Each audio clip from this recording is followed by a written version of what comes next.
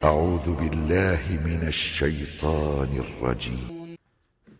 إن الحمد لله نحمده ونستعينه ونستغفره ونعوذ بالله من شرور أنفسنا ومن سيئات أعمالنا من يهده الله فلا مضل له ومن يضلل فلا هادي له وأشهد أن لا إله إلا الله وحده لا شريك له وأشهد أن محمدا عبده ورسوله يا أيها الذين آمنوا اتقوا الله حق تقاته ولا تموتن إلا وأنتم مسلمون يا أيها الناس اتقوا ربكم الذي خلقكم من نفس واحدة وخلق منها زوجها وبث منهما رجالا كثيرا ونساء واتقوا الله الذي تساءلون به والأرحام إن الله كان عليكم رقيبا يا أيها الذين آمنوا اتقوا الله وقولوا قولا سديدا يصلح لكم أعمالكم ويغفر لكم ذنوبكم ومن يطع الله ورسوله فقد فاز فوزا عظيما أما بعد فإن خير الحديث كتاب الله وخير الهدي هدي محمد صلى الله عليه وسلم وشر الأمور محدثاتها وكل محدثة بدعة وكل بدعة ضلالة وكل ضلالة في النار. قال تعالى فتلقى آدم من ربه كلمات فتاب عليه إنه هو التواب الرحيم. آج سورہ بقرہ کی آیت نمبر 37 سے تفسیر کا آغاز کریں گے. وہ آیتیں جن آیتوں پہ گزشتہ درس میں گفتگو ہوئی تھی ان میں اللہ رب العزت نے اس بات کا تذکرہ کیا تھا کہ آدم علیہ السلام اور ان کی بیگم اماں حوا کو اللہ رب العزت نے جنت میں رہائش دی اور ان سے کہا گیا کہ جنت سے جہاں سے کھانا پینا چاہو کھاؤ اور پیو، لیکن ایک درخت کے بارے میں کہہ دیا گیا کہ اس کے قریب نہیں جانا، اگر تم اس کے قریب جاؤ گے تو ظالموں میں سے بن جاؤ گے. اللہ رب العزت نے بیان کیا کہ شیطان نے ان دونوں کو گمراہ کیا اور ان دونوں کو جنت سے نکلوا دیا. تو اللہ تعالیٰ نے فرمایا تھا کہ اہبطوا بعضکم لبعض عدو، کہ اس جنت سے نیچے اتر جاؤ، تم ایک دوسرے کے دشمن ہو. اور اللہ نے یہ بھی کہا تھا کہ وَلَكُمْ فِي الْأَرْضِ مُسْتَقَرٌّ وَمَتَاعٌ إِلَىٰ حِينٍ، کہ تم نے زمین میں رہنا ہے، زمین میں تمہاری رہائش ہوگی اور زمین میں رہتے ہوئے زندگی سے فائدہ اٹھانا ہے، اور یہ زندگی عارضی زندگی ہوگی. اس کے بعد اللہ تعالیٰ وہ فرما رہے ہیں جس کی ابھی میں نے تلاوت کی ہے کہ فَتَلَقَّى آدَمُ مِن رَبِّهِ كَلِمَاتٍ فَتَابَ عَلَيْهِ. فتلقى تو آدم نے لیے من ربہ اپنے رب سے، کلمات چند الفاظ، چند کلمات، فتاب علیہ تو اللہ تعالیٰ نے ان کی توبہ قبول فرمائی.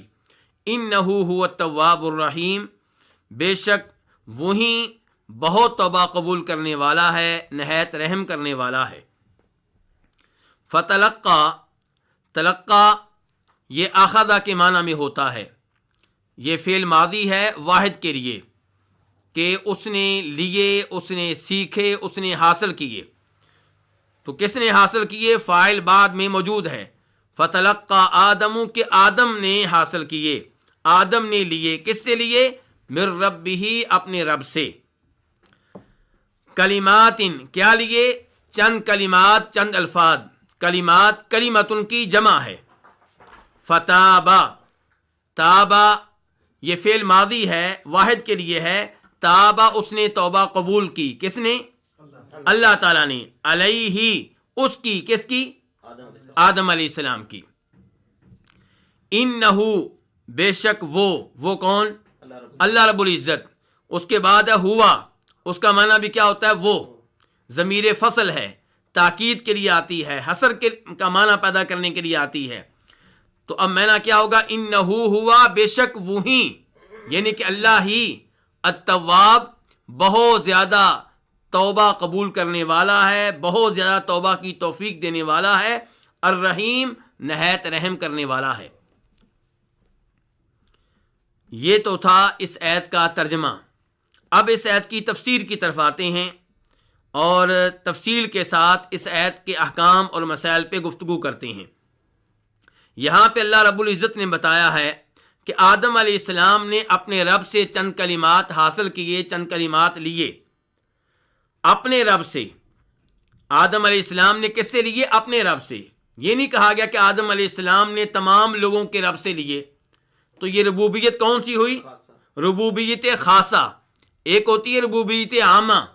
ربوبیت عامہ کیا ہے؟ کہ اللہ رب العزت ہر ایک کا خالق ہے، ہر ایک کا مالک ہے، ہر ایک کا رازق ہے، ہر ایک کے امور کی تدبیر کرنے والا ہے۔ اللہ تعالیٰ ہر ایک کے لیے وہ سید ہے جس کی اطاعت کرنا واجب ہے۔ یہ کیا ہے؟ ربوبیت عامہ۔ لیکن یہاں پہ ہے ربوبیت خاصہ کہ آدم نے اپنے رب سے چند کلمات حاصل کیے، تو ربوبیت خاصہ میں مزید اہتمام پایا جاتا ہے۔ ربوبیت خاصہ کا مطلب کیا ہوگا؟ کہ اللہ رب العزت اپنے اس بندے کا خالق بھی ہے، مالک بھی ہے، رازق بھی ہے، اس کے امور کی تدبیر کرنے والا بھی ہے، اور اللہ رب العزت اسے ایمان کی توفیق دینے والا بھی ہے، اس کے اوپر ایمان اور توحید کی نعمت کی بارش کرنے والا بھی ہے۔ اس کا اللہ نے مزید اہتمام کیا ہے۔ اللہ تعالیٰ اسے گمراہ نہیں ہونے دیتا، اللہ تعالیٰ اسے شرک و بدعات میں مبتلا نہیں ہونے دیتا۔ تو فتلقى آدم من ربہ کلمات، آدم علیہ السلام نے اپنے رب سے چند کلمات لیے، حاصل کیے۔ یہ چند کلمات کیا ہیں؟ یہ کون سے الفاظ تھے جو آدم علیہ السلام نے اپنے رب سے حاصل کیے؟ اور آدم علیہ السلام نے وہ الفاظ پڑھے، ان کے ساتھ دعا کی، اور اللہ تعالیٰ نے ان کی دعا قبول فرمائی۔ اس بارے میں دو قول ہیں۔ پہلا قول یہ ہے کہ ان کلمات سے مراد وہ کلمات ہیں جن کا تذکرہ اللہ رب العزت نے سورہ اعراف میں کیا ہے۔ اللہ تعالیٰ فرماتے ہیں سورہ اعراف میں، ربنا ظلمنا انفسنا وان لم تغفر لنا وترحمنا لنکونن من الخاسرین، کہ یہ وہ کلمات ہیں جو آدم علیہ السلام نے اور اماں حوا نے ادا کیے۔ ربنا، اے ہمارے رب، ظلمنا انفسنا، ہم نے اپنے اوپر ظلم کیا ہے، اور اگر تو نے ہماری مغفرت نہ کی، ہم پہ رحم نہ کیا، تو ہم نقصان اٹھانے والوں میں سے ہو جائیں گے۔ دوسرا قول یہ ہے کہ ان کلمات سے مراد یہ ہے کہ آدم علیہ السلام نے اللہ رب العزت کو نبی صلی اللہ علیہ وسلم، یعنی کہ ہمارے نبی جناب محمد کا واسطہ دیا، ان کے حق کا وسیلہ دیا، تب اللہ رب العزت نے ان کی توبہ قبول کی۔ پہلا قول، اس کی دلیل کیا ہے؟ قرآن، یعنی کہ قرآن کی اس آیت کی تفسیر وہ آیت کر رہی ہے جو سورہ اعراف میں آئی ہے۔ اور دوسرا قول، اس کی دلیل کیا ہے؟ اس کی دلیل وہ روایت ہے جس کو امام حاکم اپنی کتاب المستدرک میں لے کر آئے ہیں، اور امام حاکم اس روایت کو کس سے بیان کر رہے ہیں؟ عبد الرحمن بن زید بن اسلم سے۔ عبد الرحمن بن زید بن اسلم کس سے روایت کرتے ہیں؟ اپنے باپ زید بن اسلم سے۔ اور زید بن اسلم کس سے روایت کرتے ہیں؟ اپنے باپ اسلم سے۔ اور اسلم کس سے روایت کرتے ہیں؟ جناب عمر فاروق رضی اللہ تعالیٰ عنہ سے، کہ جناب عمر فاروق کہتے ہیں کہ جب آدم علیہ السلام سے غلطی ہوئی تو انہوں نے اللہ رب العزت سے دعا کی، اللہ رب العزت کو پکارا، اور کیا کہا؟ یا ربی اسألک بحق محمد، اے اللہ میں تجھ سے سوال کرتا ہوں محمد کے حق سے۔ کیا سوال کرتا ہوں؟ کہ تو مجھے معاف کر دے۔ اس روایت میں یہ آتا ہے کہ جب آدم علیہ السلام نے اس انداز سے اللہ رب العزت سے رابطہ کیا، اللہ رب العزت سے دعا کی، تو اللہ رب العزت نے کہا، آدم تمہیں محمد کا علم کیسے ہوا؟ میں نے تو ابھی انہیں پیدا بھی نہیں کیا۔ تو آدم علیہ السلام کہنے لگے، بقول اس روایت کے، آدم علیہ السلام کہنے لگے کہ یا اللہ، جب تو نے مجھے اپنے ہاتھوں سے پیدا کیا، جب تو نے مجھ میں اپنی روح پھونکی، تو میں نے سر اٹھایا، سر اٹھا کر میں نے عرش کے پائے پہ دیکھا تو وہاں پہ لکھا ہوا تھا لا الہ الا اللہ محمد رسول اللہ۔ اس روایت کے الفاظ پہ غور کیجئے گا، آدم علیہ السلام بقول اس روایت کے کیا کہہ رہے ہیں کہ میں نے سر اٹھایا تو میری نگاہ عرش کے پائے پہ پڑی، اور وہاں پہ کیا لکھا ہوا تھا؟ لا الہ الا اللہ محمد رسول اللہ۔ اس روایت کے مطابق آدم علیہ السلام مزید کہتے ہیں کہ جب میں نے یہ الفاظ پڑھے تو میں نے جان لیا کہ جس شخصیت کا نام اے اللہ تو نے اپنے نام کے ساتھ ملا دیا ہے، یہ وہی شخصیت ہوگی جو تجھے مخلوق میں سب سے بڑھ کر محبوب ہوگی، اسی لیے میں نے ان کا واسطہ دیا۔ تو اللہ رب العزت نے اس کے جواب میں کہا کہ ہاں آدم تم ٹھیک کہہ رہے ہو، تم درست کہہ رہے ہو، اور جب بھی مجھ سے دعا کرنی ہو محمد کے حق سے کرنا صلی اللہ علیہ وسلم، میں نے تمہیں معاف کیا، اور اگر محمد نہ ہوتے تو میں تمہیں پیدا ہی نہ کرتا۔ اس روایت کو کون سے امام نے بیان کیا ہے جی؟ امام حاکم نے اپنی کون سی کتاب میں؟ المستدرک میں۔ اور امام حاکم اس روایت کو بیان کرنے کے بعد کہتے ہیں صحیح الاسناد، کہ اس کی سند بالکل ٹھیک ہے، درست ہے۔ امام ذہبی رحمہ اللہ کا نام آپ لوگوں نے سنا ہوگا، ایک بڑے امام ہیں، بڑے محدث ہیں۔ انہوں نے امام حاکم کی ان روایات کا جائزہ لیا ہے جن کو وہ اپنی کتاب المستدرک میں لے کر آئے ہیں۔ ان روایات کا جائزہ لیتے ہوئے جب اس روایت تک پہنچتے ہیں جس کا بھی میں نے تذکرہ کیا ہے، تو امام حاکم کہتے ہیں کہ صحیح الاسناد، کہ یہ روایت بالکل صحیح سند کے ساتھ ہے۔ امام ذہبی کہتے ہیں نہیں ایسی بات نہیں ہے، موضوع، یہ روایت وضع کردہ ہے، من گڑت ہے، خود ساختہ ہے۔ میرے بھائیو سوال پیدا ہوتا ہے کہ امام ذہبی نے اس روایت کو جس کو امام حاکم صحیح کہہ رہے ہیں من گڑت کیسے قرار دے دیا، خود ساختہ کیسے قرار دے دیا؟ تو گزارش یہ ہے کہ میں نے بیان کیا تھا کہ اس روایت کے بیان کرنے والوں میں ایک راوی ہے جس کا نام ہے عبد الرحمن بن زید بن اسلم۔ یہ عبد الرحمن بن زید بن اسلم وہ راوی ہے جس کے بارے میں خود امام حاکم اپنی کتاب المدخل الی معرفت الصحیح من السقیم میں فرماتے ہیں کہ یہ عبد الرحمن بن زید بن اسلم وہ ہے کہ جو یروی عن ابیہ احادیث موضوعہ، یہ من گڑت روایتیں بیان کرتا ہے، اور بیان کرتے ہوئے کہتا ہے کہ میں نے یہ روایتیں کس سے لی ہیں؟ اپنے والد سے لی ہیں۔ امام حاکم کہتے ہیں کہ وہ لوگ جو فن حدیث کے ماہر ہیں، اگر وہ ان روایات پہ غور و فکر کریں جن کو یہ اپنے باپ سے بیان کرتا ہے، تو آپ کو معلوم ہوگا کہ ان میں سے جو من گڑت روایات ہیں انہیں گڑنے کی ذمہ داری اسی پہ عائد ہوتی ہے، کسی اور پہ نہیں۔ یعنی کہ ان روایات کو گڑنے والا، انہیں اپنے گھر میں بیٹھ کر ترتیب دینے والا، اور پھر نبی علیہ الصلوۃ والسلام کی طرف منسوب کرنے والا کون ہے؟ عبد الرحمن بن زید بن اسلم ہے۔ یہ کون کہہ رہے ہیں؟ یہ خود امام حاکم کہہ رہے ہیں۔ تو خود امام حاکم کے ان الفاظ سے پتہ چلا کہ عبد الرحمن بن زید بن اسلم اپنے باپ سے من گڑت روایتیں بیان کرتا ہے، اور یہ روایت جس میں آیا ہے کہ آدم علیہ السلام نے توبہ کرتے ہوئے اللہ تعالیٰ کو واسطہ دیا تھا ہمارے نبی جناب محمد صلی اللہ علیہ وسلم کے حق کا، اس کا راوی کون؟ عبد الرحمن بن زید بن اسلم، اور کس سے روایت کر رہا؟ اپنے باپ سے۔ تو اس لیے صحیح بات یہ ہے کہ روایت من گڑت ہے، خود ساختہ ہے، نبی علیہ الصلوۃ والسلام سے ثابت نہیں ہے، جبکہ ہمارے پاس قرآن کی آیت موجود ہے۔ قرآن پاک کی آیت سے بہتر تفسیر کیا ہوگی؟ اللہ تعالیٰ سورہ اعراف میں خود بیان کر رہے ہیں کہ آدم علیہ السلام اور اماں حوا نے یہ الفاظ کہے تھے، ربنا ظلمنا انفسنا وان لم تغفر لنا وترحمنا لنکونن من الخاسرین۔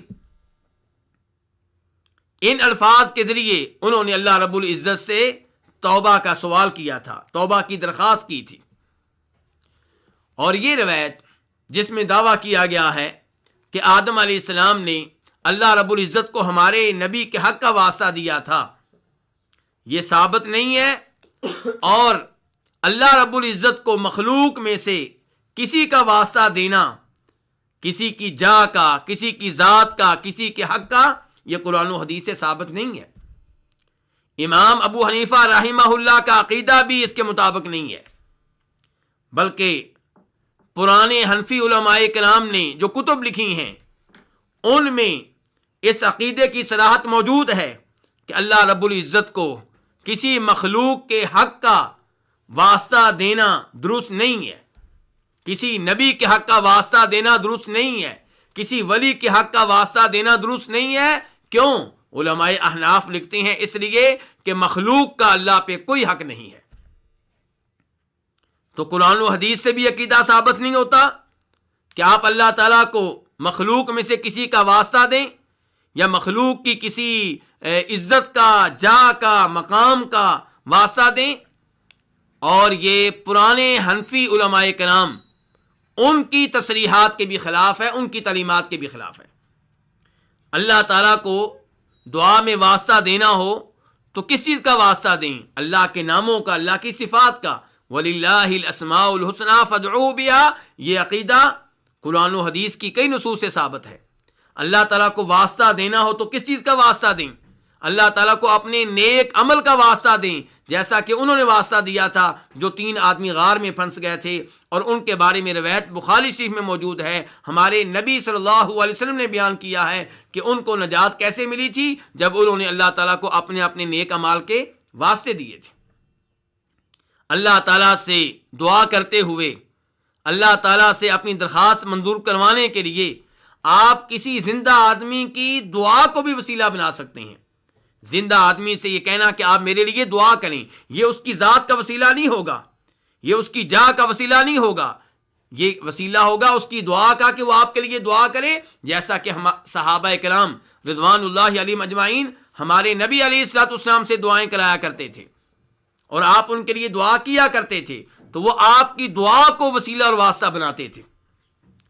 لیکن ایسا کبھی نہیں ہوا کہ آپ کے فوت ہو جانے کے بعد انہوں نے اللہ سے کہا ہو کہ اللہ ہماری دعا قبول فرما، اپنے نبی کے وسیلے سے، ان کے صدقے سے، ان کے حق سے، ان کی جا کے حق سے۔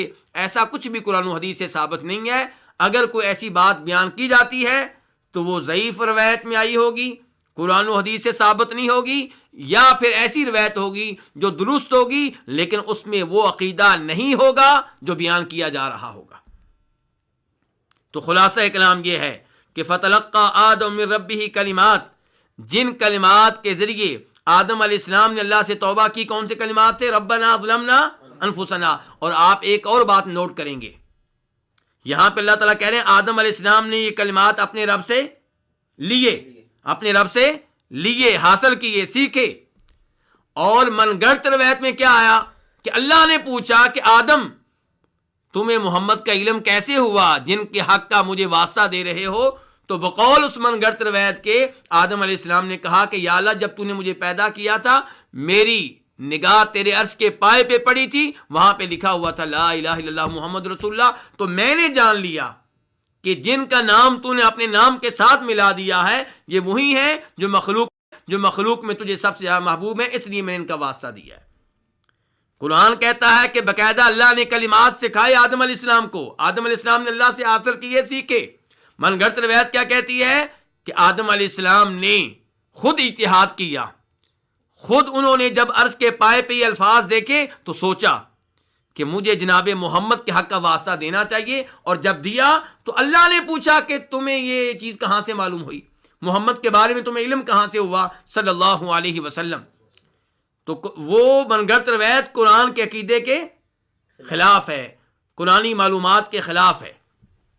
تو بہرحال اللہ تعالیٰ کہتے ہیں فَتَلَقَّى آدَمُ مِن رَبِّهِ کلمات، آدم علیہ السلام نے اپنے رب سے کلمات سیکھے، وہ کلمات جن کا واسطہ آدم علیہ السلام نے اور اما حوا نے اللہ تعالیٰ کو دیا۔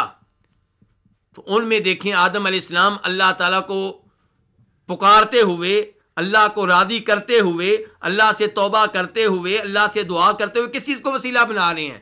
نمبر 1 اللہ کی ربوبیت کو، ربنا اے ہمارے رب، یعنی کہ میری دعا، ہماری دعا اللہ اس لیے قبول فرما کہ تو ہمارا رب ہے، تو ہمارا خالق ہے، مالک ہے، رازق ہے، مدبر ہے۔ اور اس کے بعد کیا کہتے ہیں؟ ظلمنا انفسنا، کہ اے ہمارے رب ہم اپنے اوپر ظلم کر بیٹھے ہیں، یعنی کہ اپنے گناہ کے اعتراف کو دعا میں وسیلہ بنا رہے ہیں۔ کہ ہم مانتے ہیں یا اللہ ہم سے غلطی ہو گئی، یا اللہ ہم مانتے ہیں کہ ہم ظلم کر بیٹھے، اور پھر یہ کہا کہ اللہ اگر تو نے معاف نہ کیا، تو نے رحم نہ کیا تو ہم تو نقصان میں رہیں گے، خسارے میں رہیں گے، گھاٹے میں رہیں گے۔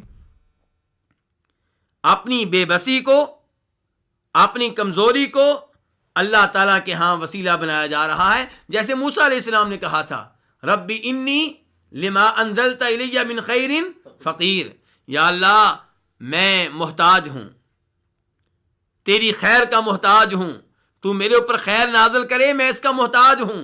تو اپنی کمزوری کو اللہ رب العزت کے ہاں وسیلہ بنایا جا رہا ہے۔ تو یہ انداز اختیار کیا ہے آدم علیہ السلام نے اور اماں حوا نے، تو اللہ تعالیٰ سے ان الفاظ کے ذریعے انہوں نے توبہ کی ہے۔ فتاب علیہ، تو اللہ نے ان کی توبہ قبول کی۔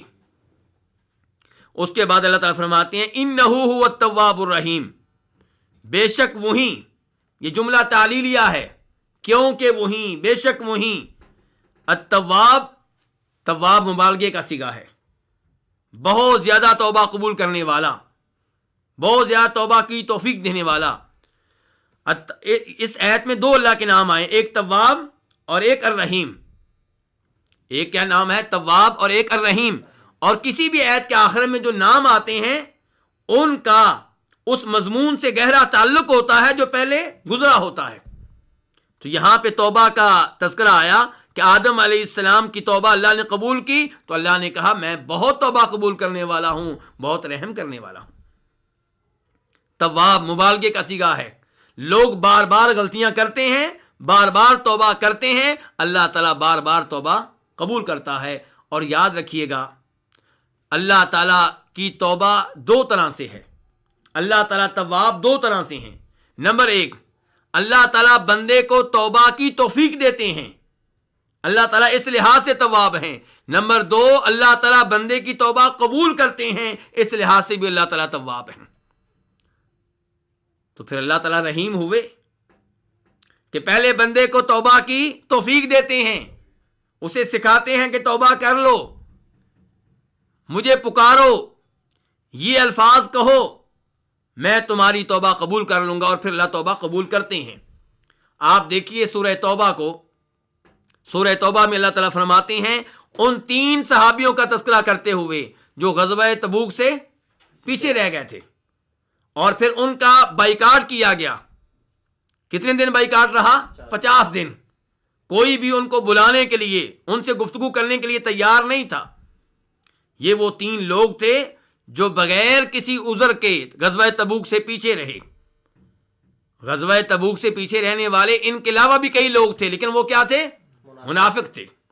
جب نبی علیہ الصلوۃ والسلام تبوک سے واپس آئے، منافقین آپ کی خدمت میں آئے اور جھوٹ بولے، جھوٹے عذر پیش کیے، اور آپ نے ان کے ظاہر پہ اعتماد کرتے ہوئے ان کے عذروں کو قبول کیا، ان کی معذرت کو قبول کیا۔ جب یہ 3 صحابی آئے تو یہ منافق نہیں تھے، یہ سچ بولنے والے تھے۔ مومن جھوٹ نہیں بولتا، مومن سچ کہنے والا ہوتا ہے۔ تو ان تینوں نے بیان کر دیا کہ اللہ کے رسول علیہ الصلوۃ والسلام، ہم تبوک میں حاضر نہیں ہو سکے، ہمارے پاس کوئی عذر نہیں تھا، کوئی بہانہ نہیں تھا، بس غلطی ہو گئی ہے۔ تو نبی علیہ الصلوۃ والسلام نے مسلمانوں کو منافقین کے بائیکاٹ کا حکم نہیں دیا۔ منافقین جھوٹ بول کر دنیا کی سزا سے بچ گئے، کسی نے ان کا بائیکاٹ نہیں کیا، وہ معمول کی طرح مدینہ میں زندگی گزارتے رہے۔ لیکن ان 3 لوگوں نے سچ کہا تھا، تو سچ کی وجہ سے انسان کی آزمائش ہوتی ہے، انسان کے اوپر کئی مصیبتیں آتی ہیں، پریشانیاں آتی ہیں سچ کہنے کی وجہ سے۔ چنانچہ ان کا بائیکاٹ کیا گیا، کوئی بھی ان کو بلانے کے لیے تیار نہیں تھا، حتیٰ کہ ان کی بیویاں، انہوں نے بھی ان کا بائیکاٹ کیا نبی علیہ الصلوۃ والسلام کے کہنے پہ۔ البتہ اگر کوئی زیادہ کمزور تھا، زیادہ بوڑھا تھا، تو اس نے آپ سے درخواست کی، تو آپ نے اسے اجازت دے دی کہ تم اپنی بیوی کو ساتھ رکھ سکتے ہو، ورنہ عام آپ کا حکم کیا تھا کہ تمہاری بیویاں تم سے الگ ہو جائیں۔ تو کہنے کا مطلب یہ ہے کہ ان تینوں کا معاملہ لیٹ کر دیا گیا، ان کی توبہ فوری طور پہ قبول نہیں ہوئی۔ تو اللہ تعالیٰ ان کا تذکرہ کرتے ہیں وَعَلَى الثَّلَاثَةِ الَّذِينَ خُلِّفُوا حتی اذا ضاقت علیہم الارض بما رحبت وضاقت علیہم انفسہم وظنوا ان لا ملجأ من اللہ الا الیہ، کہ یہ تین لوگ، ان کا حال کیا ہوا؟ زمین ان پہ تنگ ہو گئی، حالانکہ زمین کتنی کشادہ ہے، آج بھی زمین بہت وسیع ہے، لیکن ان پہ زمین تنگ ہو گئی، بلکہ ان کے اپنے نفس ان پہ تنگ ہو گئے، اپنے آپ سے وہ تنگ ہو گئے، اور انہیں یقین ہو گیا کہ اللہ کے علاوہ کوئی پناہ گاہ نہیں ہے۔ فتاب علیہم، وہاں پہ اللہ تعالیٰ کیا کہتے ہیں؟ فتاب علیہم لیتوبوا، اللہ تعالیٰ نے ان کو توبہ کی توفیق دی، لیتوبوا، تاکہ وہ توبہ کریں۔ تو اللہ تعالیٰ تواب ہیں دو طرح، نمبر ایک، بندے کو اللہ تعالیٰ توبہ کرنے کی توفیق دیتے ہیں، اور پھر اللہ تعالیٰ توبہ قبول بھی کرتے ہیں۔ وَهُوَ الَّذِي يَقْبَلُ التَّوْبَةَ عَنْ عِبَادِهِ وَيَعْفُو عَنِ السَّيِّئَاتِ، اور وہی ہے جو اپنے بندوں کی توبہ قبول کرتا ہے اور ان کے گناہوں کو نظر انداز کر دیتا ہے۔ تو اللہ رب العزت تواب ہیں دو لحاظ سے۔ اس کے بعد فرمایا الرحیم، یہ بھی مبالغے کا صیغہ ہے، فعیل کے وزن پہ۔ اللہ تعالیٰ بہت رحمتیں کرنے والا ہے، تو تواب سے ہمیں اللہ کی صفت معلوم ہوئی التوب، توبہ قبول کرنا، اور الرحیم سے اللہ کی صفت معلوم ہوئی رحمت، اللہ تعالیٰ رحمت کرتا ہے۔ اور الرحیم کے بارے میں پہلے بھی گفتگو ہو چکی ہے، لیکن دوبارہ اللہ کا نام آیا ہے تو دوبارہ ہلکی سی وضاحت کروں گا، مختصر سی وضاحت کروں گا کہ ہمارا ایمان ہے اللہ کے نام رحیم پہ بھی، اور اس نام سے اللہ کی صفت معلوم ہو رہی ہے کون سی؟ رحمت، اس پہ بھی ہمارا ایمان ہے، اور اس صفت رحمت کے آثار اور نتائج پہ بھی ہمارا ایمان ہے۔ اللہ رحیم ہے، یعنی کہ رحمت کرنے والا ہے۔ اللہ تعالیٰ رحمت کرتا ہے تو کیا ہوتا ہے؟ لوگوں پہ نعمتوں کی بارش ہوتی ہے، لوگوں کو اللہ تعالیٰ ان کی نیکیوں پہ اجر و ثواب دیتا ہے۔ فانظر الی آثار رحمت اللہ کیف یحیی الارض بعد موتہا، آپ اللہ تعالیٰ کے رحمت کے آثار کی طرف دیکھیں، کیا اثر بتایا وہاں پہ اللہ تعالیٰ نے اپنی رحمت کا؟ کہ اللہ تعالیٰ مردہ زمین کو زندہ کرتا ہے، کس کے ذریعے؟ بارش کے ذریعے۔ یہ اللہ تعالیٰ کی رحمت ہے، کن پہ؟ لوگوں پہ، تاکہ لوگوں کو کیا ملے؟ کھانے پینے کو ملے، لوگوں کے جانوروں کو چارہ ملے، لوگوں کو پھل ملے۔ تو یہ بارش کا نزول یہ اللہ رب العزت کی رحمت کا ایک اثر ہے۔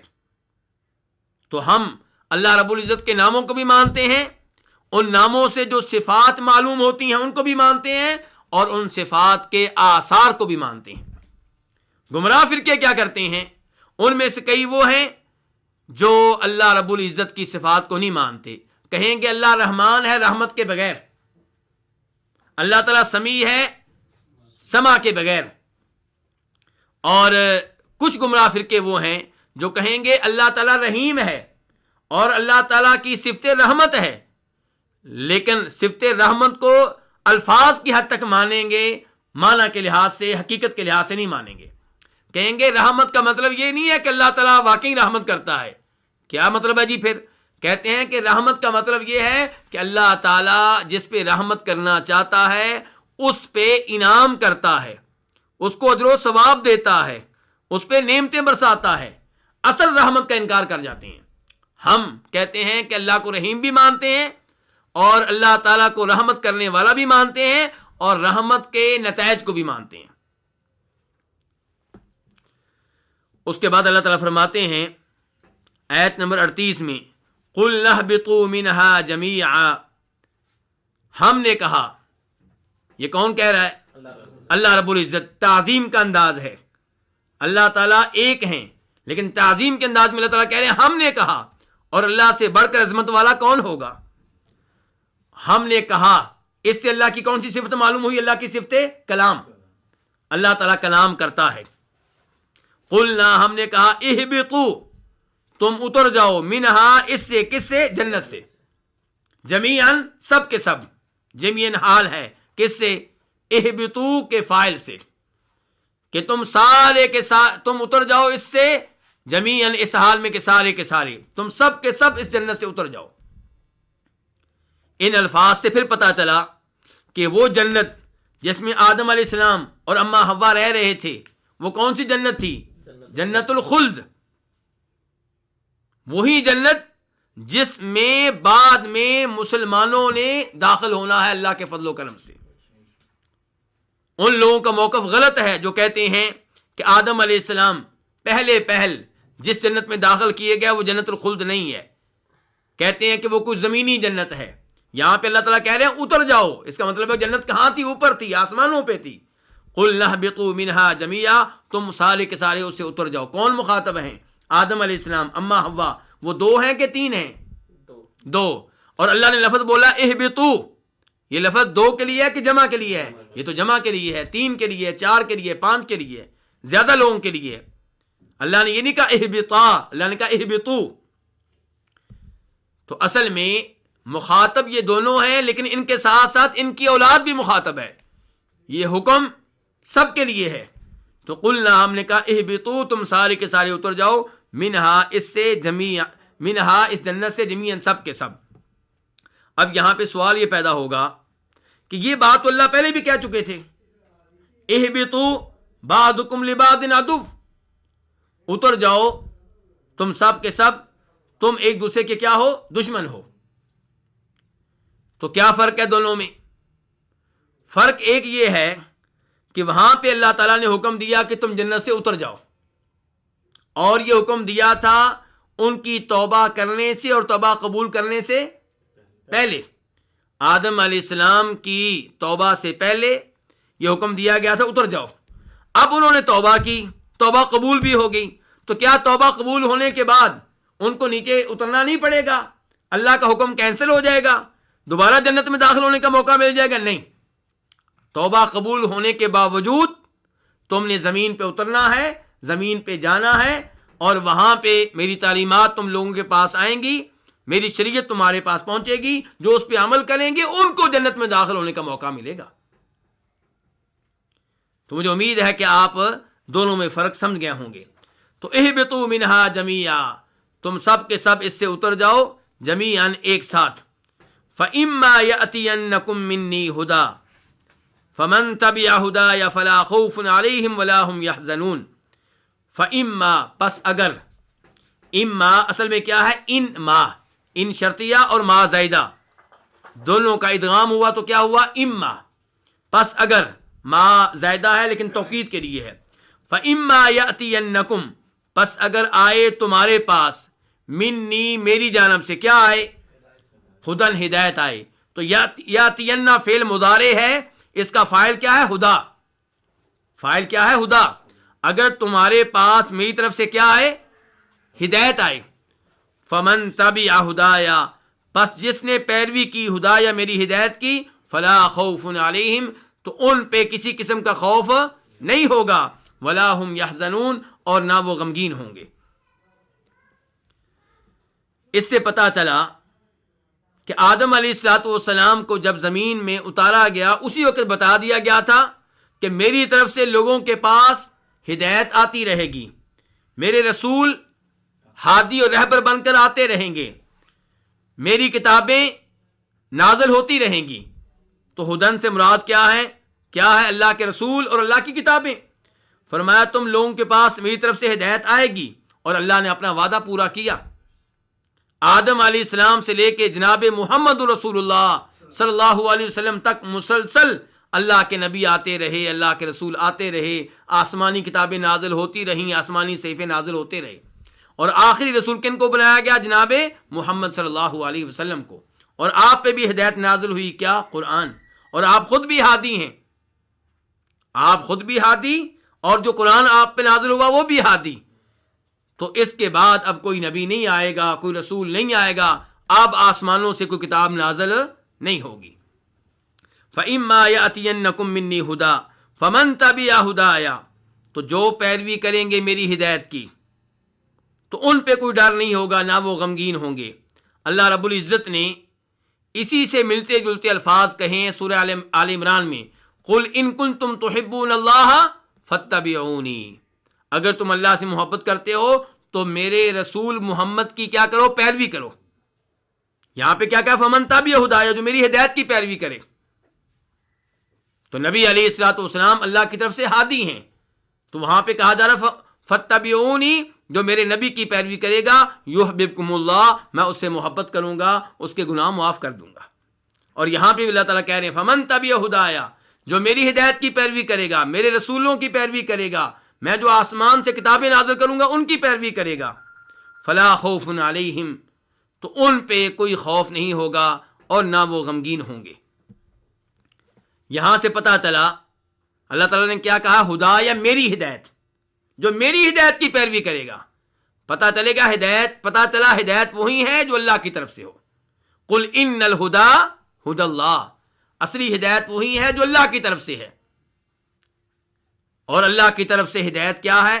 آسمانی کتابیں اور اللہ کے رسول اور نبی، دیگر ائمہ کرام، دیگر مفسرین، دیگر محدثین، دیگر فقہا، یہ اللہ کی کتاب کی تفسیر کرتے ہیں، نبی علیہ الصلوۃ والسلام کی احادیث کا معنی مفہوم واضح کرتے ہیں، اور ہم ان کے علم سے فائدہ اٹھاتے ہیں۔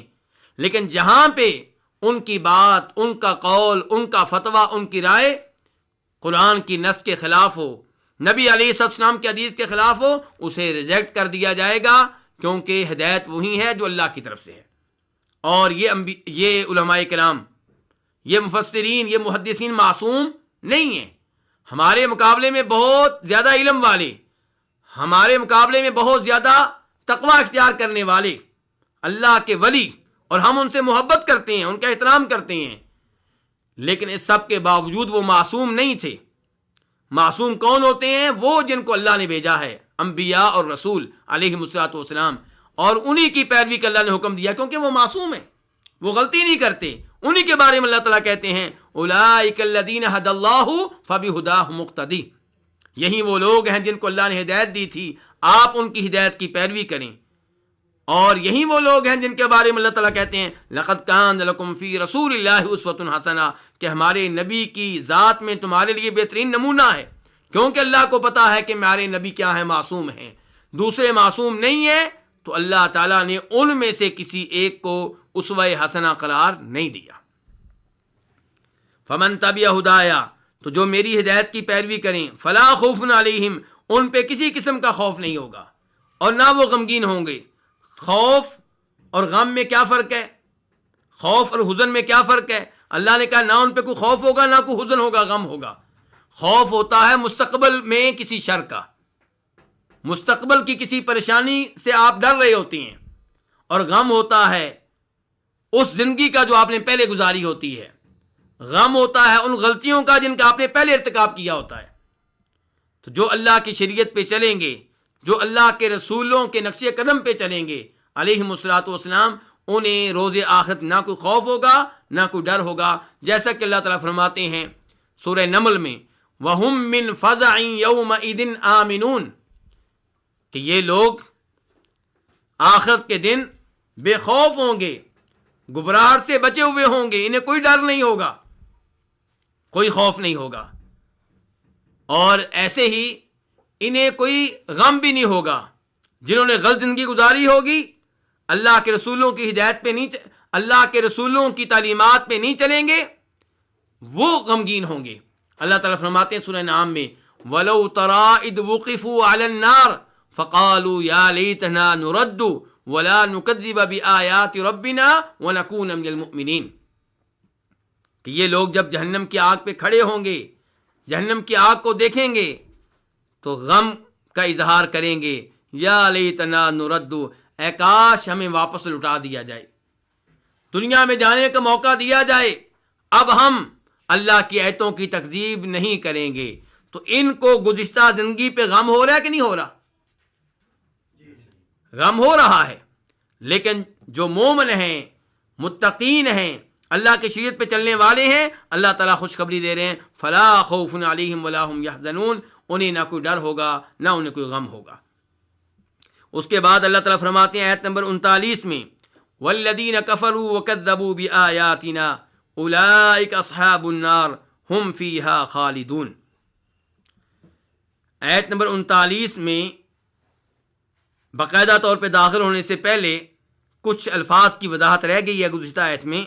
فمن تابعہ، من اس میں شرط ہے، جس نے تابعہ پیروی کی، اور تابعہ فعل ماضی ہے واحد کے لیے، ہدایا میری ہدایت کی.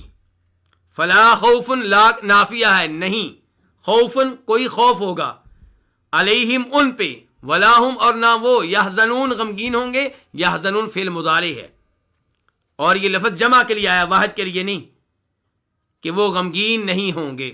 اب ہم آتے ہیں آیت نمبر 39 کی طرف.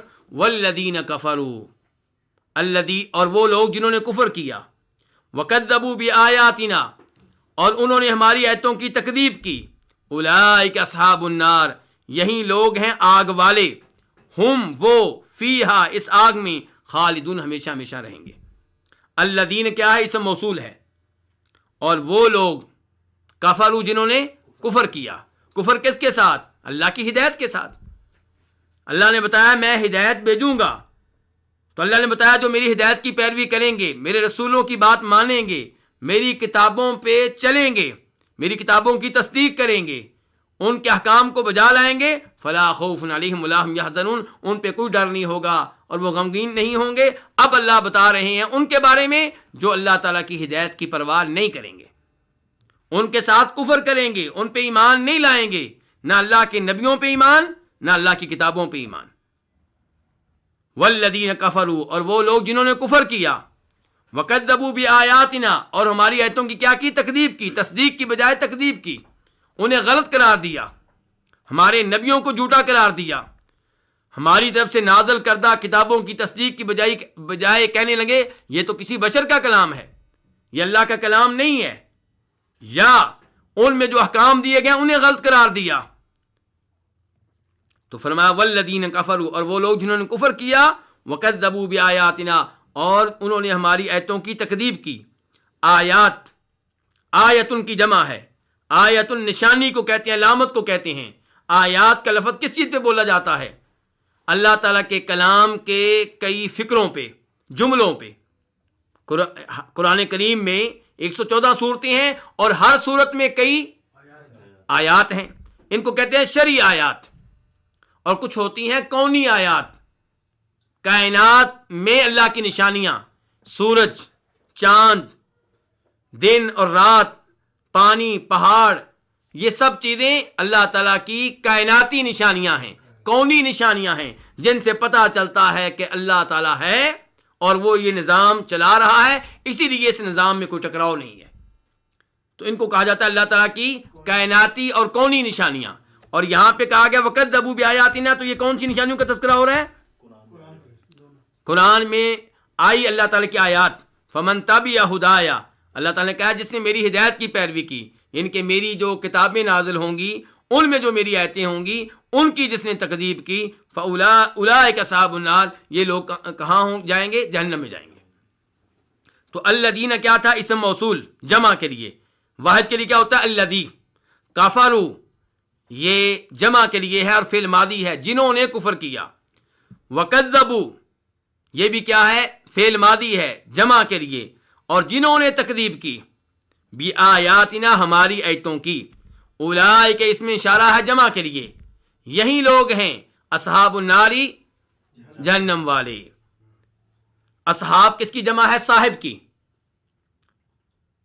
جہنم کی صحبت اختیار کرنے والے, جہنم میں رہنے والے. یہ لفظ دلالت کر رہا ہے کہ یہ پکے جہنمی ہیں, جہنم سے نکل نہیں سکیں گے, جہنم کے ساتھی ہیں باقاعدہ.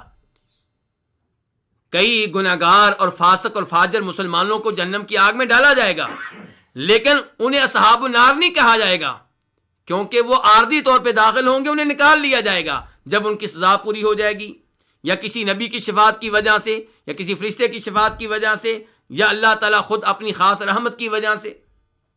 لیکن جن کو اصحاب النار کہا گیا, یہ کون ہے؟ کافر, جہنم کے ساتھی, جنہوں نے پکا جہنم میں رہنا ہے, ان کو کہا گیا اولئک اصحاب النار, یہ ہیں جہنم والے. ہم فیہا خالدون, وہ اس میں, ہم وہ, فیہا اس میں, کس میں؟ اس آگ میں. ضمیر کی طرف جا رہی ہے النار کی طرف, اور النار یہ لفظ عربی میں مؤنث ہوتا ہے, مؤنث سماعی. عربوں سے اس کو سنا گیا کہ اس کو مؤنث پڑھتے ہیں, تو اسی لیے فیہا میں ضمیر جو آئی ہے مؤنث آئی ہے. ہم یہ کافر, یہ ہماری آیتوں کی تکذیب کرنے والے جہنم میں جائیں گے, اور جہنم میں ہم فیہا اس آگ میں خالدون ہمیشہ ہمیشہ رہیں گے. خالدون خالد کی جمع ہے، ہمیشہ رہنے والا. خالدون جمع کا لفظ آیا کہ یہ ہمیشہ ہمیشہ رہیں گے، یعنی کہ اس آگ سے نکل نہیں سکیں گے. یہ آگ ختم نہیں ہوگی، فنا نہیں ہوگی، یہ جہنم رہے گی، یہ آگ رہے گی، اور ان کے اوپر بھی موت نہیں آئے گی، اور ان کو جہنم کی آگ سے نکالا بھی نہیں جائے گا. یہ اس آگ میں ہمیشہ ہمیشہ رہیں گے. اس کے بعد اللہ تعالیٰ فرماتے ہیں یا بنی اسرائیل اذکروا نعمتی التی انعمت علیکم وَأَوْفُوا بِعَهْدِي أُوفِ بِعَهْدِكُمْ وَإِيَّايَ فَارْهَبُونَ. یہ آیت نمبر 40 ہے. آپ لوگوں کو یاد ہوگا آیت نمبر 21 میں اللہ رب العزت نے مخاطب کیا تھا کن کو؟ تمام لوگوں کو. کہا تھا یا ایھا الناس اعبدوا ربکم، اے لوگو عبادت کرو اپنے اس رب کی جو تمہارا خالق ہے، تمہارے آباء و اجداد کا بھی خالق ہے. اور یہاں پہ اللہ تعالیٰ نے تمام لوگوں کو مخاطب نہیں کیا. کن کو مخاطب کیا ہے؟ بنی اسرائیل کو.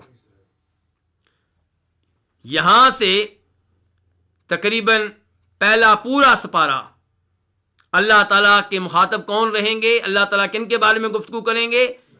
بنی اسرائیل کے بارے میں. درمیان میں کہیں کہیں گفتگو دیگر لوگوں کے بارے میں ہوگی، لیکن عام طور پہ گفتگو کن کے بارے میں رہے گی؟ بنی اسرائیل کے بارے میں. بنی اسرائیل کون ہیں؟ اسرائیل یعقوب علیہ السلام کا لقب ہے یا ان کا نام ہے، اور یہ عربی لفظ نہیں اجمی لفظ ہے. کہا جاتا ہے کہ اسرائیل کا معنی ہے عبداللہ، اللہ کا بندہ. تو یا بنی اسرائیل، اے اسرائیل کے بیٹو. بنی یہ جمع کا لفظ ہے، اصل میں کیا تھا؟ بنین، بنون، بنین. پھر نون کو گرا دیا گیا جب بنی کی اضافت ہوئی اسرائیل کی طرف، ورنہ لفظ تھا بنین. تو اے اسرائیل کے بیٹو. سوال پیدا ہوگا اللہ تعالیٰ یعقوب علیہ السلام کے بیٹوں کو مخاطب کر رہے ہیں، تو یعقوب علیہ السلام کی بیٹیاں، لڑکیاں اس خطاب میں شامل نہیں ہیں؟ شامل ہیں، وہ بھی اس خطاب کا حصہ ہیں، وہ بھی مخاطب ہیں. لیکن جب اللہ رب العزت یا عرب لوگ بنین کا لفظ بول کر اضافت کسی قبیلے کی طرف کرتے ہیں، کوئی قبیلہ بیان کرنا چاہتے ہیں، تو لفظ بولا جاتا ہے مذکر والا، لڑکوں والا، اور اس میں شامل ہوتی ہیں لڑکیاں بھی. مثال کے طور پہ ہم کہتے ہیں بنی نذیر، یہودیوں کا قبیلہ تھا بنی نذیر، نذیر کے بیٹے. تو اس کا مطلب یہ نہیں ہے کہ اس میں لڑکیاں داخل نہیں تھی، وہ بھی داخل تھی. ورنہ عام طور پہ کیا ہوتا ہے؟ بنون کا لفظ، بنین کا لفظ لڑکوں کے لیے، اور بنات کا لفظ کن کے لیے؟ لڑکیوں کے لیے. لیکن جب قبیلہ بیان کرنا مقصود ہو تو پھر لفظ بولا جاتا ہے لڑکوں والا، اور اس میں لڑکیاں بھی داخل ہوتی ہیں. تو یا بنی اسرائیل، اے اسرائیل کی اولاد، اے اولاد اسرائیل، اے یعقوب علیہ السلام کی اولاد. یعقوب علیہ السلام عظیم نبی ہیں، آپ جانتے ہیں کس کے بیٹے ہیں؟ اسحاق علیہ السلام کے. اسحاق علیہ السلام کس کے بیٹے ہیں؟ ابراہیم علیہ السلام. تو یعقوب علیہ السلام پھر اسحاق علیہ السلام کی نسل سے ہوئے، یوسف علیہ السلام بھی ان کی نسل سے، عیسیٰ علیہ السلام، موسیٰ علیہ السلام، جتنے بھی نبی اسحاق علیہ السلام کے بعد آئے وہ اسحاق علیہ السلام کی نسل سے ہیں. اور اسماعیل علیہ السلام کی نسل سے کوئی نبی نہیں آیا سوائے ہمارے نبی جناب محمد صلی اللہ علیہ وسلم کے. اسی لیے بنی اسرائیل کے لیے مسئلہ بن گیا. وہ تو آخری نبی کا انتظار کر رہے تھے، وہ تو لوگوں کو دھمکیاں دیا کرتے تھے کہ جب ہمارا نبی آئے گا جس کی ہماری کتابوں میں بشارت دی گئی ہے تو ہم اس کی قیادت میں تم لوگوں سے لڑیں گے اور تم لوگوں کو بتائیں گے کہ ہم کون ہیں. وہ انتظار کر رہے تھے جناب محمد صلی اللہ علیہ وسلم کی آمد کا، لیکن ان کو امید یہ تھی کہ یہ نبی بھی گزشتہ نبیوں کی طرح اسحاق علیہ السلام کی اولاد میں سے ہوں گے، یعقوب علیہ السلام کی اولاد میں سے ہوں گے. انہوں نے کبھی سوچا بھی نہیں تھا کہ اب جو نبی آئے گا وہ اسماعیل علیہ السلام کی اولاد سے آئے گا. اسی لیے حسد کا شکار ہو گئے اور آپ کو نبی ماننے سے انکار کر دیا، حالانکہ وہ اچھی طرح جانتے تھے کہ آپ اللہ کے سچے نبی ہیں. تو اللہ رب العزت یہاں پہ بنی اسرائیل سے مخاطب ہیں، یہودیوں اور عیسائیوں سے مخاطب ہیں. اور آپ جانتے ہیں کہ اس وقت جو ہم سورت پڑھ رہے ہیں کون سی سورت ہے؟ سورہ بقرہ. یہ مکی ہے کہ مدنی؟ مدنی ہے. تو یہ کب نازل ہوئی ہے؟ آپ علیہ الصلوۃ والسلام کے مکہ سے مدینہ کی جانب ہجرت کر لینے کے بعد مدینہ میں نازل ہوئی ہے. اور بنی اسرائیل مکہ میں نہیں تھے، کہاں تھے؟ مدینہ میں. مدینہ کے دائیں بائیں یہودیوں کے 3 بڑے قبائل آباد تھے، بنی نذیر، بنی قینقاع اور بنی قریظہ. یہ 3 قبیلے آباد تھے اور ان کا اہل مدینہ کے ساتھ بہت گہرا تعلق تھا. اوس اور خزرج جو مدینہ کے قبائل ہیں، جن میں سے بہت سے لوگوں نے نبی علیہ الصلوۃ والسلام کا کلمہ پڑھ لیا تھا، آپ پہ ایمان لے آئے تھے. ان یہودیوں کا ان قبیلوں کے ساتھ بہت گہرا تعلق تھا اور یہودیوں اور عیسائیوں کو، بنی اسرائیل کو مکہ مدینہ کے لوگ اپنے مقابلے میں تعلیم یافتہ سمجھا کرتے تھے، پڑھا لکھا ان کو سمجھا کرتے تھے اور سمجھتے تھے کہ یہ علم کے میدان میں ہم سے کہیں آگے ہیں. اس لیے جب آپ نے نبوت و رسالت کا اعلان کیا تو مکہ والے حالانکہ مدینہ سے دور تھے، پھر بھی انہوں نے کئی مسائل میں یہودیوں سے رابطہ کیا نبی علیہ الصلوۃ والسلام کے معاملے میں کہ تمہاری کیا رائے ہے، ہمیں کوئی سوال بتاؤ تاکہ ہم ان سے کر سکیں. اور جب آپ مدینہ تشریف لے آئے تو یہاں پہ بھی اہل مدینہ یہودیوں اور عیسائیوں سے رابطہ کیا کرتے تھے، آپ کے متعلق ان سے گفتگو کیا کرتے تھے. تو اللہ رب العزت نے یہاں پہ ان کو مخاطب کیا ہے اور ان سے کہا ہے کہ تمہیں سب سے پہلے جناب محمد پہ ایمان لانا چاہیے تھا صلی اللہ علیہ وسلم، کیونکہ تمہارے اوپر میرے بہت سے انعام ہیں، میں نے تمہارے اوپر بڑی نعمتیں کی ہیں اور پھر میں نے تم سے عہد بھی لیا تھا کہ تم میرے رسولوں پہ ایمان بھی لاؤ گے اور ان کی تائید بھی کرو گے. تو اللہ تعالیٰ کہتے ہیں یا بنی اسرائیل، اے اولاد اسرائیل، اذکرو فعل امر ہے، جمع کا صیغہ ہے کہ تم ذکر کرو، یاد رکھو نعمتی، میری نعمتوں کو. نعمتن یہ لفظ واحد کا ہے لیکن مفرد ہے اور مضاف ہے کس کی طرف؟ معرفہ کی طرف. تو مفرد جب مضاف ہو معرفہ کی طرف تو وہ جمع کا معنی دیتا ہے. جیسے وَإِن تَعُدُّوا نِعْمَةَ اللَّهِ لَا تُحْصُوهَا، اگر تم شمار کرو اللہ کی نعمت کو یا اللہ کی نعمتوں کو. حالانکہ وہاں لفظ نعمہ واحد آیا ہے لیکن واحد کا لفظ مضاف ہے لفظ اللہ کی طرف، معرفہ کی طرف. تو معنی کس کا دے رہا ہے؟ اسی لیے اللہ تعالیٰ کہہ رہے ہیں کہ اگر تم اللہ کی نعمتوں کو شمار کرو تو ان کو شمار نہیں کر سکو گے. اگر وہاں پہ نعمت کا معنی ایک ہو تو اللہ تعالیٰ کیوں کہہ رہے ہیں کہ اگر تم میری نعمتوں کو شمار کرنا چاہو تو شمار نہیں کر سکو گے؟ تو پتہ کیا چلا کہ مفرد جب مضاف ہو معرفہ کی طرف تو فائدہ دیتا ہے کس کا؟ جمع کا، عموم کا فائدہ دیتا ہے. تو اب معنی کیا؟ اذکروا نعمتی التی انعمت علیکم، تم یاد کرو میری ان نعمتوں کو جو میں نے تمہارے اوپر کی ہیں، یاد کرو میرے احسانات کو جو میں نے تمہارے اوپر کیے ہیں. اللہ رب العزت کی نعمتوں کو یاد کرنا، اس کے 3 طریقے ہیں. نمبر 1، زبان سے ماننا کہ یہ اللہ کی نعمت ہے. میرے پاس جو اولاد ہے کس کی نعمت ہے؟ اللہ کی، اللہ نے دی ہے، اللہ دیتا ہے، پیران دیتا نہیں. کس نے دیا ہے؟ اللہ نے دیا ہے. تو نعمت کو اللہ کی طرف منسوب کرنا، ماننا کہ اللہ نے دی ہے، یہ کیا ہے؟ اللہ کی نعمت کو یاد کرنا. اور دوسرے نمبر پہ دل میں یہ احساس رکھنا کہ یہ نعمت اللہ نے دی ہے اور اس لیے میرے اوپر اللہ رب العزت کا بہت زیادہ حق ہے. اور تیسرے نمبر پہ اپنے اعضاء کے ذریعے اللہ رب العزت کے احکام کو بجا لانا، ان کی تعمیل کرنا اور اللہ کے حرام کردہ چیزوں سے دور رہنا، کیونکہ اللہ نے میرے اوپر انعام کیے ہیں. تو 3 طرح سے اللہ کی نعمتوں کو یاد رکھا جائے گا، دل میں بھی، زبان سے بھی اور اعضاء کے ذریعے، یعنی کہ آپ اپنے جسم پہ اللہ کی شریعت کو نافذ کریں. یہ کیا ہے؟ اللہ کی نعمت کو یاد رکھنا، یعنی کہ اللہ کا یہ شکر ہے اللہ کی نعمتوں پہ. اور اللہ کا شکر ادا کیسے ہوتا ہے؟ زبان کے ذریعے بھی، دل کے ذریعے بھی اور اعضاء کے ذریعے، پورے جسم کے ذریعے بھی. تو اذکروا نعمتی التی انعمت علیکم، یاد کرو میری ان نعمتوں کو جو میں نے تمہارے اوپر کی ہیں۔ بنی اسرائیل کے اوپر اللہ کی بہت سی نعمتیں ہوئیں، چند ایک کی طرف اشارہ کرتا ہوں۔ یہ لوگ غلام اور لونڈیوں کی حیثیت سے رہ رہے تھے فرعون اور فرعون کی قوم کے پاس، تو اللہ رب العزت نے ان کو فرعون سے نجات دی، فرعون کے شہر سے نکالا۔ موسیٰ علیہ السلام اللہ کے حکم سے بنی اسرائیل کو وہاں سے لے کر نکلے، یہ اللہ تعالیٰ کا پہلا انعام ہوا۔ پھر فرعون اور فرعون کے لشکر نے ان کا تعاقب کیا، پیچھا کیا، حتیٰ کہ وہ ان کے قریب پہنچ گیا۔ اب ان کے آگے سمندر تھا، پیچھے فرعون کا لشکر تھا، یہ پریشان ہو گئے۔ موسیٰ علیہ السلام سے کہنے لگے موسیٰ کیا بنے گا؟ تو موسیٰ علیہ السلام نے کہا تھا ان معی ربی سیہدین، میرا رب میرے ساتھ ہے، میرا رب میرے لیے کوئی راستہ نکالے گا۔ اور اللہ تعالیٰ نے پھر ان کے لیے سمندر میں راستے بنا دیے، پل بنا دیے۔ وہ سمندر جس کا کام کیا ہے، جو اس میں داخل ہو اس کو ڈبو دینا، غرق کر دینا، اس سمندر نے اللہ کے حکم سے ان کے لیے راستے بنا دیے۔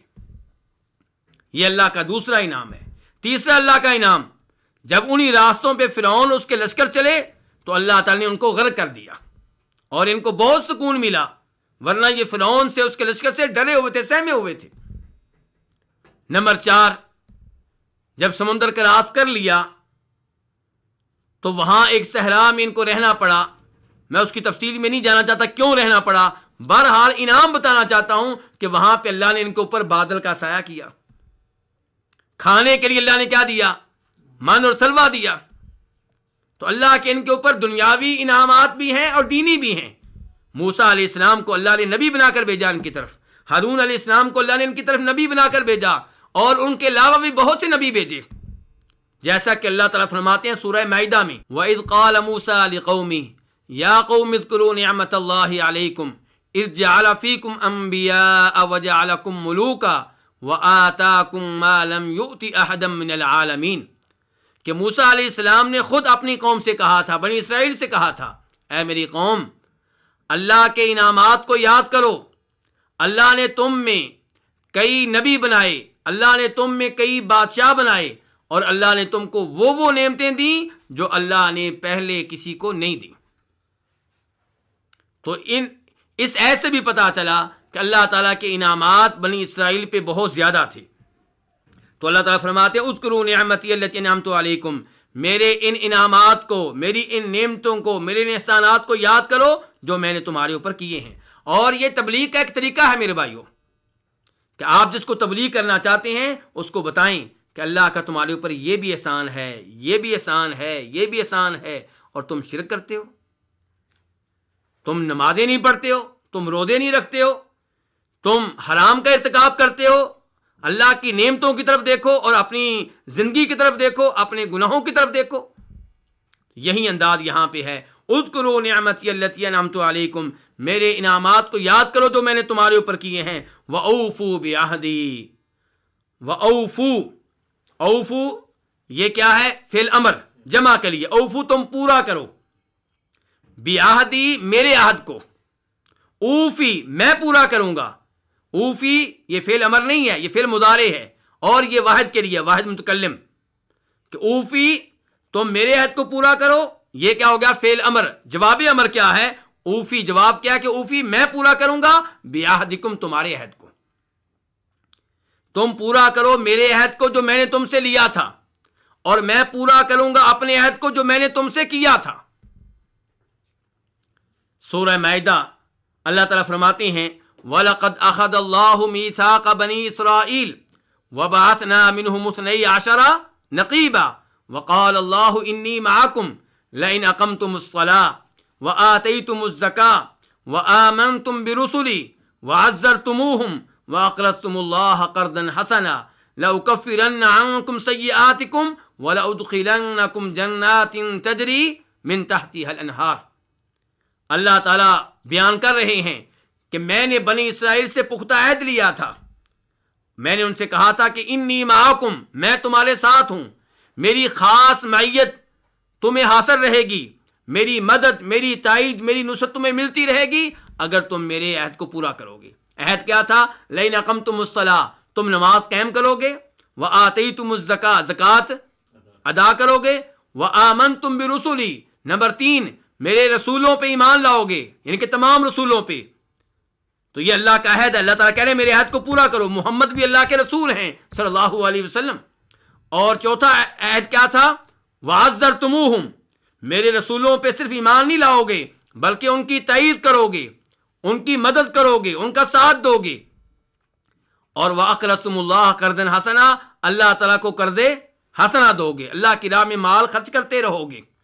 اور لوگوں کو بھی اللہ کی راہ میں قرض دو گے، اس کے اوپر سود نہیں لو گے. تو یہ اللہ تعالیٰ نے عہد ان سے لیے تھے. اور اللہ نے عہد کیا کیا تھا؟ لَأُكَفِّرَنَّ عَنْكُمْ سَيِّئَاتِكُمْ، جب تم میرے عہد کو پورا کرو گے میں تمہاری غلطیاں چھوٹی موٹی جو ہوں گی ان کو مٹا ڈالوں گا اور تمہیں رودے قیامت جنت میں جگہ دوں گا. تو اللہ تعالیٰ کہہ رہے ہیں اوفو بعہدی، تم پورا کرو میرے عہد کو، میں پورا کروں گا تمہارے عہد کو. وَإِيَّايَ فَارْهَبُونِ، اور خاص مجھ سے ڈرو. فرحبون یہ فعل امر ہے، جمع کے لیے آیا ہے. ارہبو تم ڈرو، نون وقایا کا ہے، آگے یا محذوف ہے. ارہبونی مجھ سے ڈرو. اور یہ فعل جو ہے یہ رہبہ سے ہے، رہبہ شدید ڈرنا. وَإِيَّايَ خاص مجھ سے، وَإِيَّايَ فَارْهَبُونَ وہی انداز ہے إِيَّاكَ نَعْبُدُ کہ خاص تیری ہم عبادت کرتے ہیں. تو وَإِيَّايَ فَارْهَبُونَ خاص مجھ ہی سے تم ڈرو. اس سے پتہ چلا صرف اللہ رب العزت سے ڈرنا چاہیے، کسی اور سے نہیں ڈرنا چاہیے. اب یہاں پہ سوال پیدا ہوگا کہ کیا سانپ سے ڈرنا غلط ہے؟ اپنے دشمن سے ڈرنا غلط ہے؟ انسان فطرتی طور پہ، طبعی طور پہ اگر ان چیزوں سے ڈرتا ہے جن چیزوں میں اللہ نے خوف والی کوئی چیز رکھی ہے تو اس میں کوئی حرج نہیں ہے. انبیاء کرام علیہم السلام بھی ان چیزوں سے ڈرے جن چیزوں میں طبعی طور پہ خوف پایا جاتا تھا. موسیٰ علیہ السلام ڈرے. اللہ تعالیٰ فرماتے ہیں فخرج منها خائفا یترقب، جب موسیٰ علیہ السلام کو علم ہوا کہ فرعون اور اس کا لشکر موسیٰ علیہ السلام کو گرفتار کرنا چاہتے ہیں تو وہ موسیٰ علیہ السلام اس شہر سے نکلے ڈرتے ہوئے، دشمن سے ڈرتے ہوئے، اپنے جیسے انسانوں سے ڈرتے ہوئے. یعنی کہ یہاں پہ اللہ سے ڈرنے کا ذکر نہیں ہو رہا، مخلوق سے ڈرنے کا ذکر ہو رہا ہے. اور اس سے پہلے بھی اللہ تعالیٰ کہہ چکے ہیں فَأَصْبَحَ فِي الْمَدِينَةِ خَائِفًا کہ جب موسیٰ علیہ السلام غلطی سے فرعون کی قوم سے تعلق رکھنے والے ایک آدمی کو قتل کر بیٹھے تو رات انہوں نے ڈرتے ہوئے گزاری، خوف زدہ حالت میں گزاری. اور ابراہیم علیہ السلام کے معاملے میں اللہ تعالیٰ کہتے ہیں وَلَمَّا جَاءَتْ رُسُلُنَا إِبْرَاهِيمَ بِالْبُشْرَىٰ قَالُوا سَلَامًا قَالَ سَلَامٌ فَمَا لَبِثَ أَن جَاءَ بِعِجْلٍ حَنِيذٍ فَلَمَّا رَأَىٰ أَيْدِيَهُمْ لَا تَصِلُ إِلَيْهِ نَكِرَهُمْ وَأَوْجَسَ مِنْهُمْ خِيفَةً ابراہیم علیہ السلام کے پاس مہمان آئے ہیں جو حقیقت میں فرشتے تھے. ابراہیم علیہ السلام نہیں پہچان سکے کیونکہ عالم الغیب نہیں تھے. انہوں نے اپنا بچڑا ذبح کیا، گوشت بھون کر لائے، ان کے سامنے رکھا. اب فرشتے کہاں کھاتے؟ انہوں نے کھانا نہیں کھایا. اب ابراہیم علیہ السلام ڈرنے لگے کہ انہوں نے میری دعوت قبول نہیں کی، اس کا مطلب یہ ہے کہ یہ دوست نہیں ہیں، یہ دشمن ہیں. تو اللہ تعالیٰ کہہ رہے ہیں ابراہیم علیہ السلام ان سے ڈرنے لگے. اللہ رب العزت نے ابراہیم علیہ السلام کے ان سے ڈرنے کا تذکرہ کیا، اور وہ کون ہے؟ فرشتے. تو وہ چیزیں جن میں طبعی طور پہ اللہ نے ڈر رکھا ہے تو ان سے ڈرنا یہ شریعت کے خلاف نہیں ہے. لیکن کسی سے ایسے ڈرنا جیسے اللہ رب العزت سے ڈرا جاتا ہے، یہ انسان کو شرک کی حدود میں داخل کر دیتا ہے.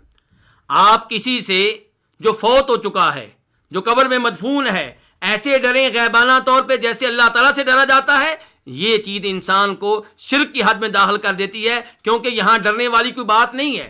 اللہ تعالیٰ جن کے بارے میں کہیں وہ تمہاری آواز نہیں سنتے، وَهُمْ عَنْ دُعَائِهِمْ غَافِلُونَ، وہ تمہاری پکار سے غافل ہیں، بے خبر ہیں، لا علم ہیں، آپ ان سے ڈریں۔ اس کا مطلب یہ ہے کہ آپ سمجھتے ہیں کہ جیسے اللہ سے غیبانہ طور پہ ڈرا جاتا ہے، ان سے ڈرنا چاہیے، جیسے اللہ اوپر سے دیکھ رہا ہے یہ دیکھ رہے ہیں، جیسے اللہ اوپر سے نقصان پہنچا سکتا ہے یہ بھی پہنچا سکتے ہیں، تو آپ قبر والوں سے ڈرتے ہیں۔ اللہ کے انداز میں ڈرنا، یہ چیز جو ہے انسان کو شرک میں داخل کر دیتی ہے۔ اللہ تعالی ہمیں شرک سے محفوظ رکھے اور قرآن کریم کی تفسیر صحیح معنوں میں جاننے کی توفیق عنایت فرمائے۔ وآخر دعوانا ان الحمد للہ رب العالمین۔